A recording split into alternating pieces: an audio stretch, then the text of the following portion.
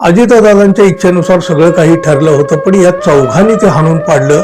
त्यामुळं खरे खलनायक कोण हे शरद पवार यांनी अप्रत्यक्ष. इकडं अजित पवार यांचं अपघाती निधन झालेलं होतं. पवार कुटुंबाच्या डोक्यावरचं आभाळ फटलेलं होतं. कार्यकर्त्यावर दुःखांचा डोंगर कोसळलेला होता आणि याच वेळी राष्ट्रवादीचे 4 नेते बारामतीतल्या सिटी इन हॉटेलमध्ये खलबत करीत बसलेले होते. अजितदादांच्या जाण्याचं दुःख त्यांना नव्हतं. त्यांना होती चिंता फक्त आपल्या खुर्चीची आणि सत्तेच्या गणिताची. दुःखाचा डोंगर कोसळलेला होता, पण इकडे चर्चा सुरू होती, खलबत सुरू होती. अजितदादांच्या जागी कोणाला बसवायचं? दोन्ही राष्ट्रवादीच्या विलिनीकरणाचा सुरू असलेला प्रयत्न कसा हाणून पाडायचा आणि आपल्या खुर्च्यांचे पाय कसे मजबूत करायचे, सगळी स्क्रिप्ट इथं तयार झाली आणि त्यांनी अखेर सुनेत्रा पवार यांना अजितदादांच्या जागी बसवलं. उभ्या महाराष्ट्रामधून एकच प्रश्न विचारला गेला, एवढा मोठा दुःखाचा डोंगर कोसळलेला असताना सुद्धा एवढी घाई कशासाठी? राष्ट्रवादीच्या कार्यकर्त्यांनाही हे सगळं पटलेलं नाही. राजकीय प्रतिक्रियाही उमटत राहिल्या. खर तर 2 राष्ट्रवादी एकत्र येण्याच्या हालचाली सुरू झालेल्या होत्या. दुभंगलेल्या पवार कुटुंबाच्या मनोमिलनाची सुरुवात सुद्धा झालेली होती आणि नेमकं याच टप्प्यावर अजितदादांचं अपघाती निधन झालं आणि सगळं काही जागेवर थांबलं.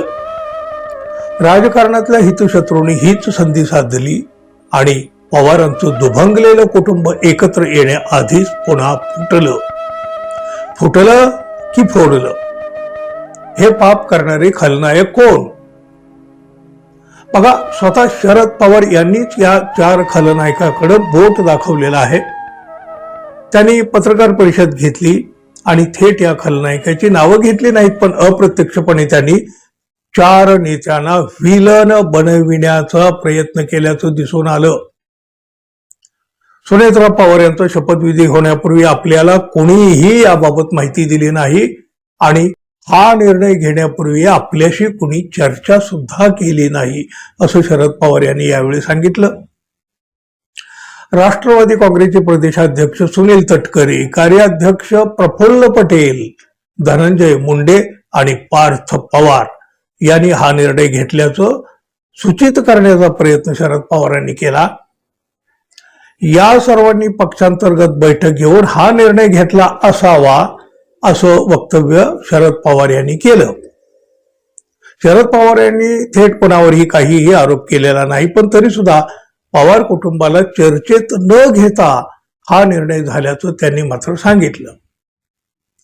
15 मिनिटाच्या या स्फोटक पत्रकार परिषदेमध्ये शरद पवारांनी प्रफुल्ल पटेल, सुनील तटकरे, धनंजय मुंडे, पार्थ पवार, पर्यायानं सुनेत्रा पवार यांना विलन ठरवण्याचा प्रयत्न केला, खलनायक.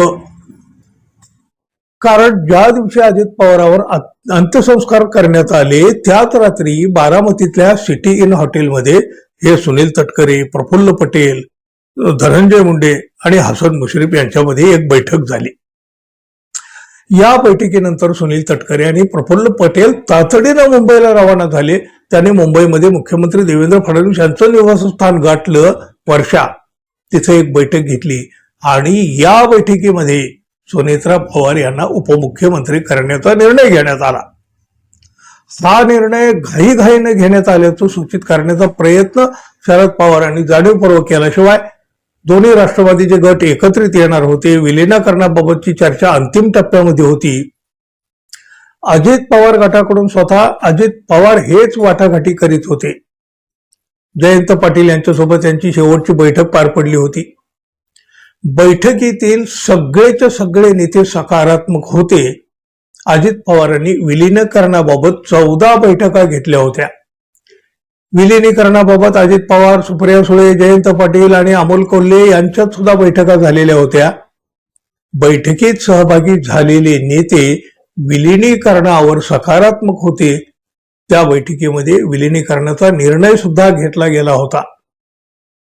2 राष्ट्रवादी एकत्र व्हाव्यात ही अजितदादांचीच इच्छा होती आणि ती इच्छा पूर्ण व्हावी अशी आमची इच्छा आहे, असं मोठं वक्तव्य देखील शरद पवार यांनी केलं. पवारांच्या या वक्तव्यामुळं तटकरे, पटेल, मुंडे आणि हे पार्थ पवार हे नेते विलिनीकरणासाठी तयार नव्हते असं सांगण्याचा प्रयत्न शरद पवारांनी केला. अजितदादांच्या इच्छेनुसार सगळं काही ठरलं होतं, पण या चौघांनी ते हाणून पाडलं.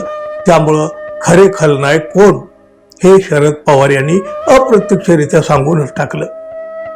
दुभंगलेलं पवार कुटुंब एकत्र येऊ पाहत असतानाच खलनायकांनी ते पुन्हा फोडलं असंच आता आपल्याला म्हणावं लागेल. मित्रहो, धन्यवाद. पुन्हा भेटू. नमस्कार.